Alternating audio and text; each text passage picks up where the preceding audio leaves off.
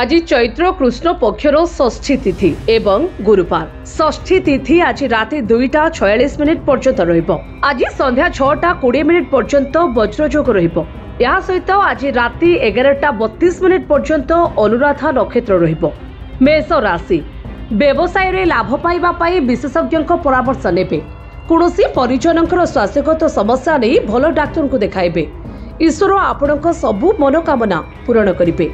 वृष राशि जमीर सौदा तरबर होई करंतु नाही। कार्यक्षेत्र में उन्नति मार्ग प्रशस्त हेबो।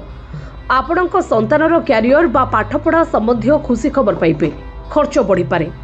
मिथुन राशि धर्म कार्य रे आस्था एवं विश्वास सहित आगक बढ़िबे। बड़ंकर सहयोग संपूर्ण मात्रा रे पाइबे। शिक्षा रे लागि रहितबा बाधा दूर हेबो। शुभ मांगलिक कार्य रे अंशग्रहण करिबे। सेबळी कर्कट राशि पूर्वरु जहांकु साहाय्य करिथिले से आज काम रे आसीबे। परिवार रे आपणक भलो कामर प्रशंसा हेबो। आपणक पाखरे व्यवसाय बढ़ाइबा पई भलो मौका रहिछि। सेबळी सिंह राशि काहारी सहित लागि रहितबा मनांतर दूर हेबो। एक रु अधिक उत्सरु धन प्राप्त करिबे। शासन एवं प्रशासन कार्य रे सावधान अवलंबन करंतु। निवेश मामला रे आपणकु गति मिलिबो। कन्या राशि कानून मामला रे तरबर होंतु नाही। नुआ काम आरंभ करिबा लागि दिनटी आपणकु पई शुभ। खर्च उपरे नियंत्रण रखंतु। जीवन साथी कैरियर रे सफलता पाइबे। सही भली तुला राशि व्यवसाय आगको बढ़ाइबा पई नुआ योजना प्रस्तुत करिबे।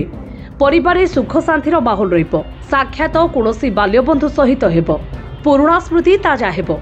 बिछा राशि निकट संपर्क सहित कामकु नहीं लागि रहितबा मनांतर दूर हेबो। नुआ लोकंक सहित जोड़िबा जोगु किछि नुआ सिखिबाकु पाइबे। आपण बुद्धि प्रयोग करी आगकु बढ़िबे। धनु राशि विरोधी आपणकु क्षति पहुंचाइबा पई चेष्टा करिबे। व्यवसाय मामला रे निजर दायित्व पूरा करिबा पई परिश्रम करिबाकु हेबो। पाख लोकंकु आपणक ठारू किछि पाइबार आशा रहिबो। मकर राशि व्यवसाय बढ़ाइबा योजना उपरे आउथरे विचार करंतु। छोट बड़ निष्पत्ति नेबा बेले विशेषज्ञ परामर्श नियंतु। आपणकर लाभ हेबो।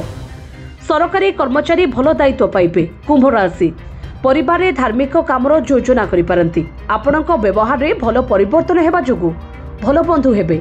लागि रहितबा समस्यार समाधान हेबो। स्वास्थ्य दृष्टि दिनटी भलो रहिबो। से भली मीन राशि व्यवसाय आरंभ करिबा लागि दिनटी भलो।